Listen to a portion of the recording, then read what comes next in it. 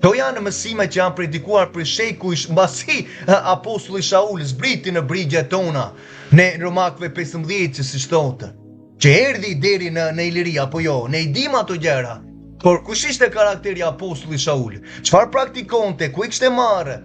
Ç'ishte historia para se të vinte në beslidhjen e Mesias Jashuas? Çfarë ishte struktura e tillë që shikojmë sot në tokën e Izraelit me çdo lloj manipulimi? Që nuk kanë pranuar në ratë të parë Mesian, masandaj janë duke u fuqizuar në fenë e paqes, me misticizme, me kabalane, me librat e tyre që vrapon për gjërat demonike që janë shkruar brenda, interpretimet gojore, urdhrimet e njerëzve, dogmat e Efesianëve 2, dogmat e Kolosianëve 2.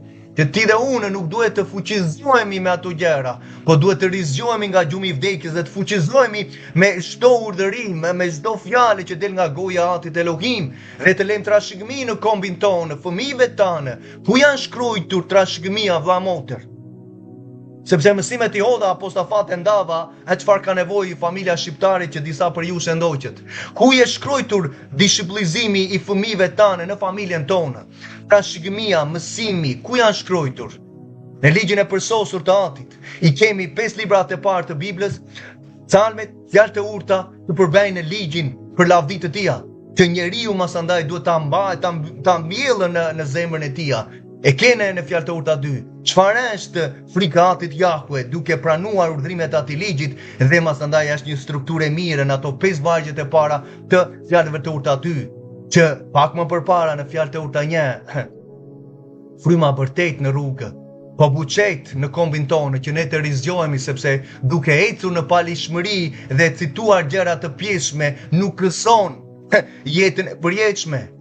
Por lutem Atit sepse edhe pak gëzime që do ndodhin për lavditë të Atit që kemi marrë përgjegjësinë personale për të administruar urtësinë në zemrën time fillimisht për ato 10 vjetët që kemi vazhduar të shërbejmë Atit.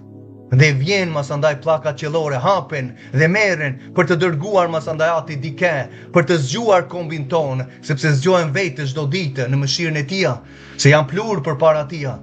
Por vllai vajton për këto gjëra gjithsesi, kush ka veç do dëgjojë, sepse hati po flet, ka bërë me të tjerët, e ka folur me vëllezër që masandaj janë persekutuar nga Shqipëria dhe janë larguar, por Nëse, gjithsesi, jemi në ato kohë, nuk na shqetëson asnjë lloj fakti, asnjë lloj pikë presje të dikujt, por na shqetëson vetëm çfarë thot Qielli.